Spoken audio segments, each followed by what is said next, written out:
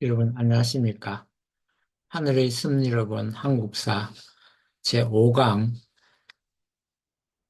두 번째 시간 중에서 선민의 정체성을 지켜온 역사에 대한 주제로 말씀을 올리도록 하겠습니다. 한민족은 무엇보다 평화를 사랑하는 백이민족의 문화를 지켜오면서 외부의 수많은 침략에도 굴하지 않고 하늘이 선택하신 민족적 정체성과 자주성을 지키기 위해 모든 국민이 한마음으로 노력해 왔습니다.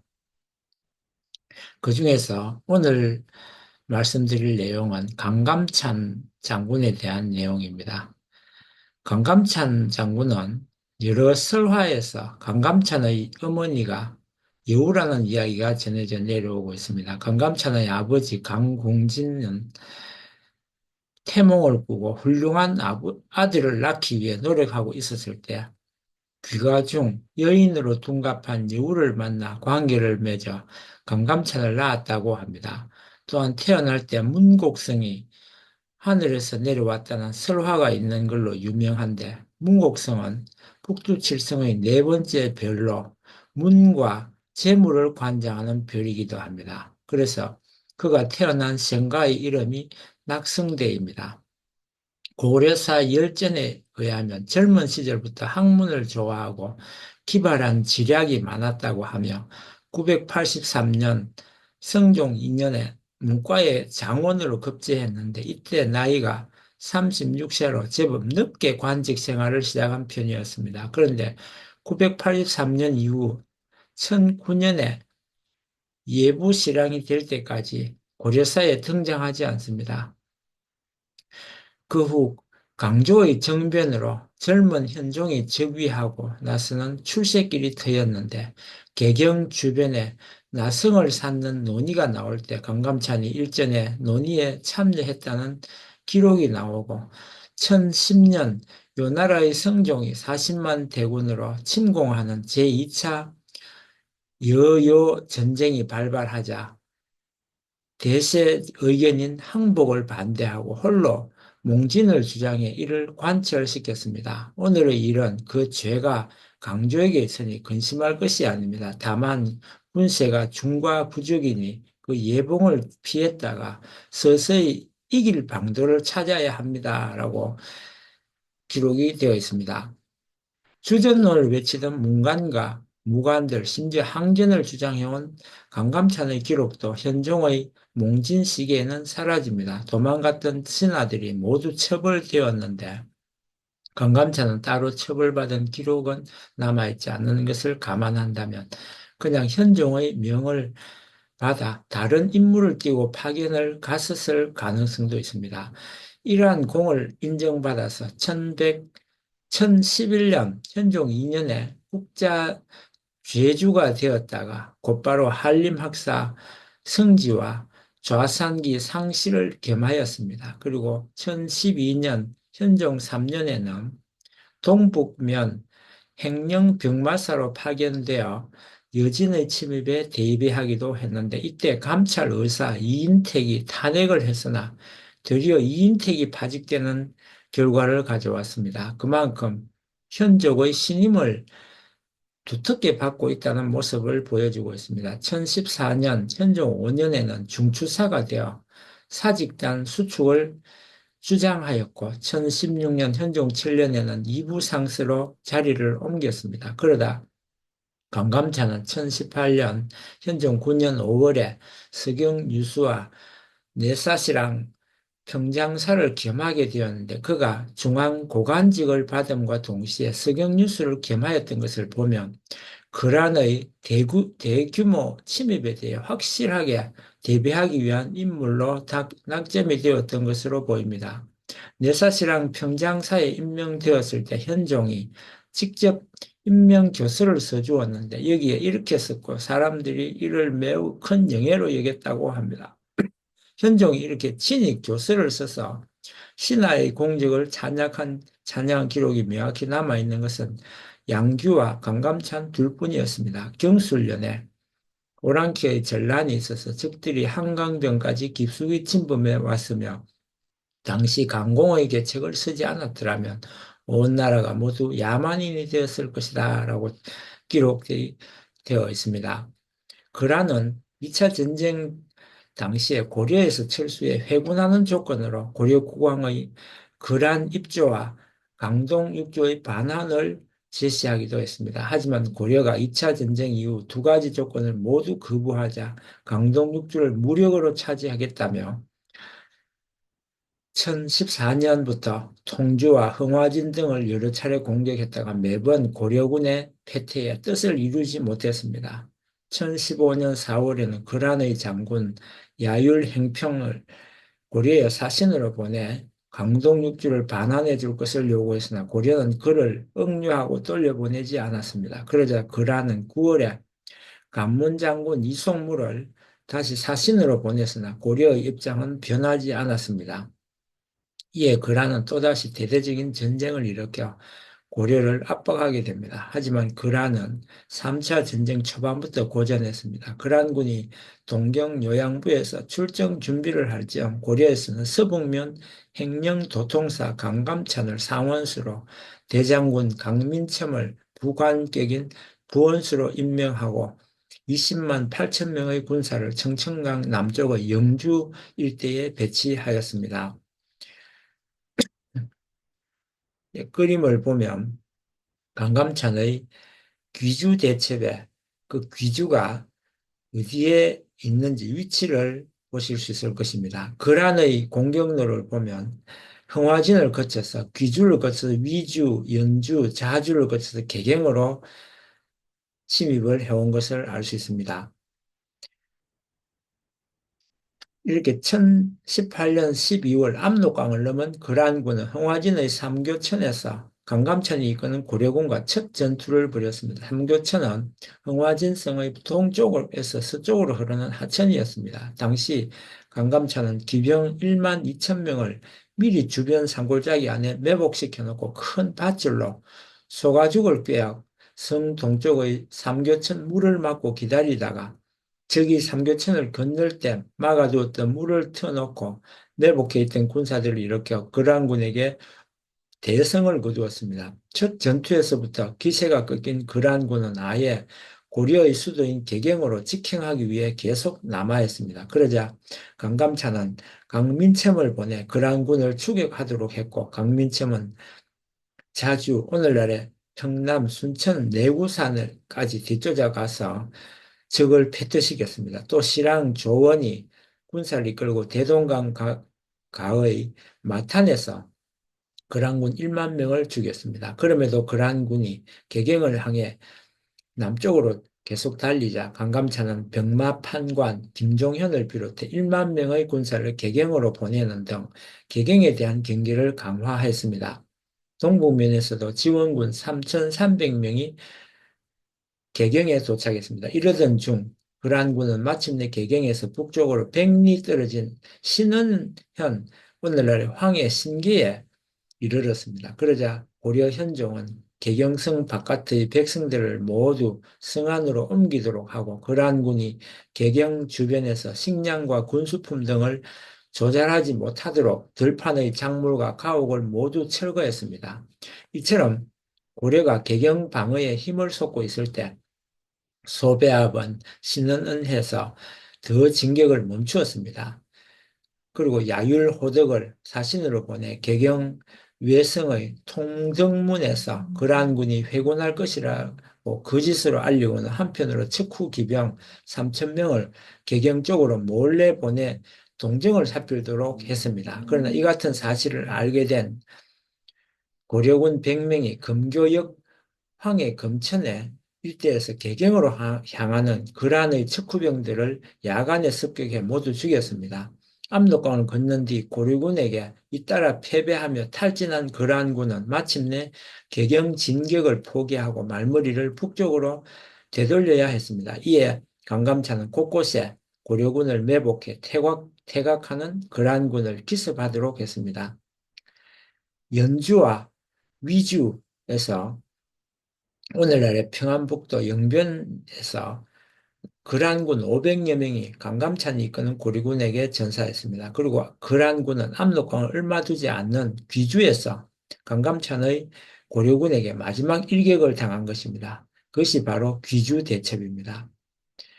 고려사전료에 나오는 당시 상황을 이렇게 기록되어 있습니다. 죽어 넘어진 시체가 들판을 덮고 사로잡은 군사와 말, 낙타, 갑옷, 투구, 병기는 이루 다 헤아릴 수도 없었다고 기록하고 있습니다. 그란군 10만 명 가운데 살아 돌아간 자는 지배관인 소배압을 포함해 겨우 수천 명뿐이었습니다. 그란의 성종이 대노하여 소배압에게 사자를 보내 적을 깔보고 깊이 들어가서 이 지경에 이르렀으니 무슨 면목으로 나를 볼 것이냐 하며 질책하고 그란에 도착하자마자 소배압을 파면해 관직에서 쫓아낼 정도였습니다. 고려는 993년 이래 세 차례에 걸친 그란의 침입에서 모두 이겼지만 이 가운데 가장 큰 승리를 거둔 것이 3차 전쟁 때였습니다.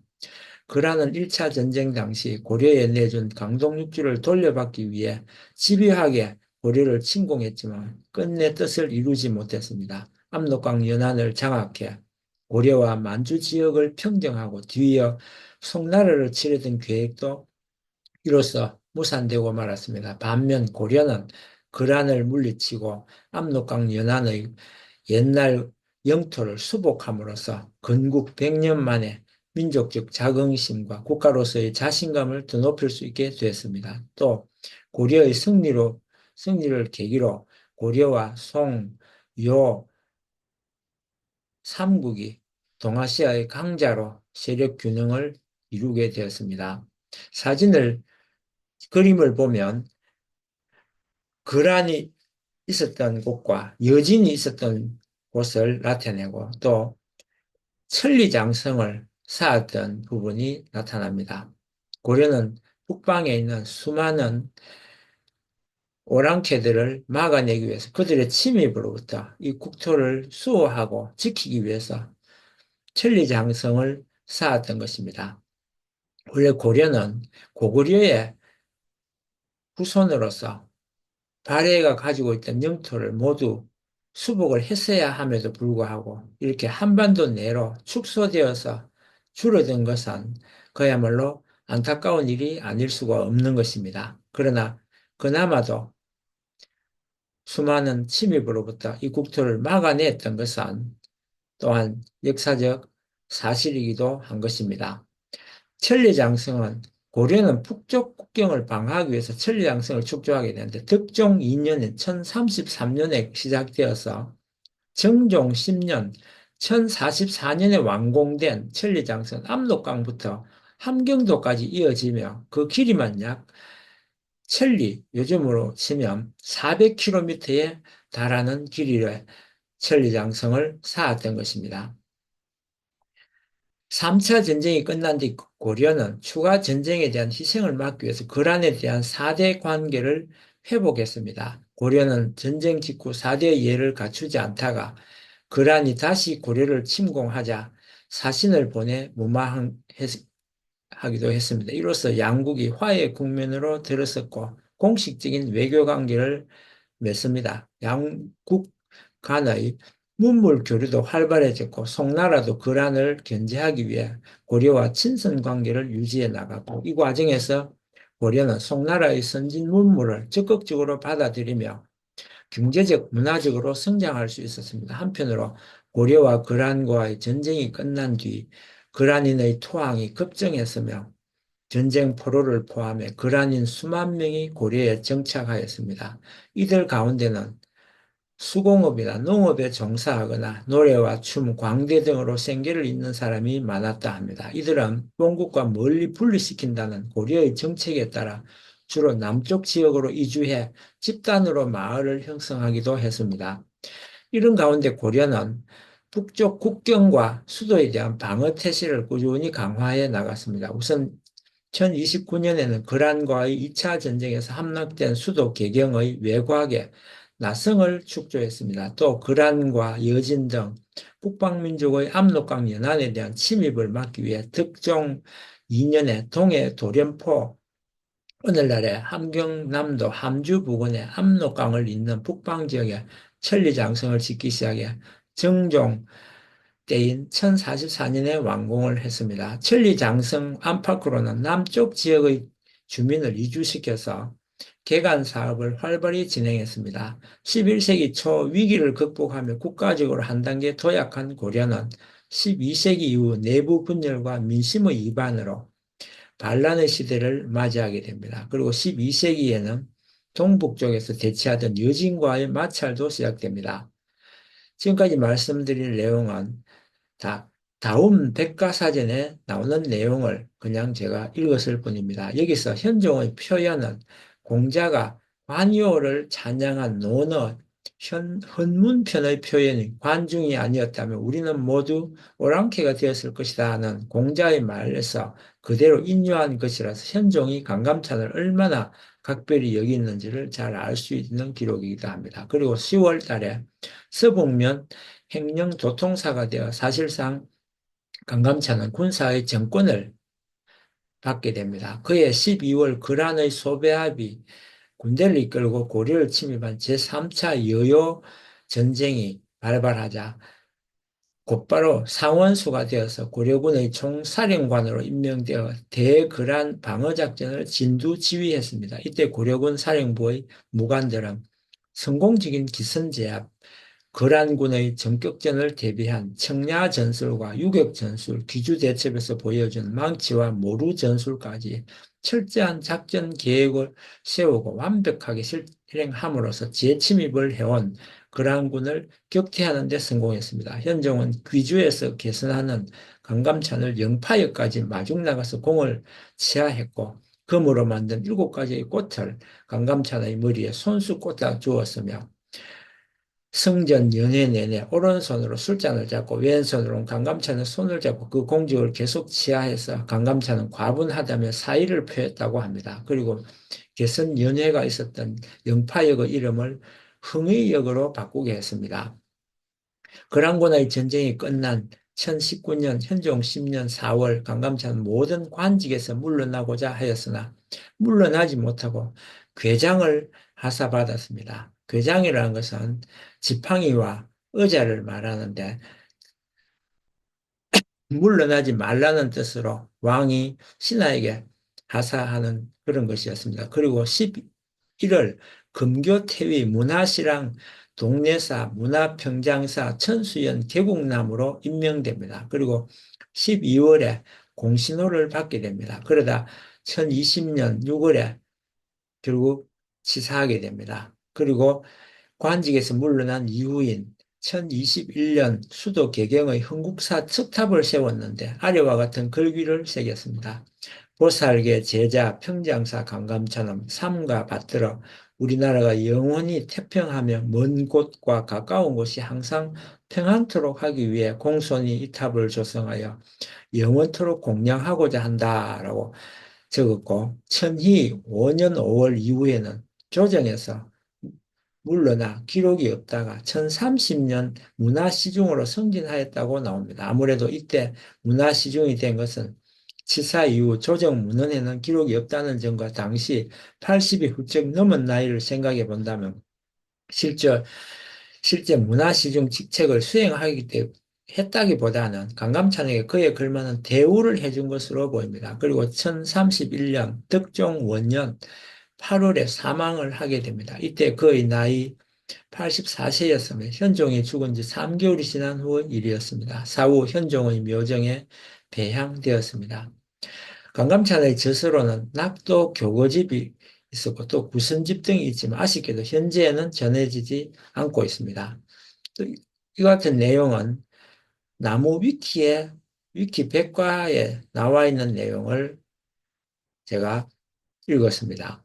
고려시대 명장이었던 강감찬 장군도 거란의 침입에 맞서 1019년 귀주대첩을 펼칠 때 하늘의 뜻을 믿고 나아가 거란의 대군을 물리쳤습니다. 그 전략적 지혜와 용기는 고려를 지키는 데 큰 공헌을 했습니다. 고려 후기 강성해진 몽골로부터 압박과 간섭을 받고 마침내 침입을 당해 강화도로 도읍을 옮기게 된 위기 속에서도 한민족은 호국의 염원을 강구하면서 팔만 대장경을 조판하여 항전 의지를 굳건히 하였으며 삼별초 등의 피 흘린 항쟁을 통해 외세로부터 주권을 지키고자 노력하였습니다.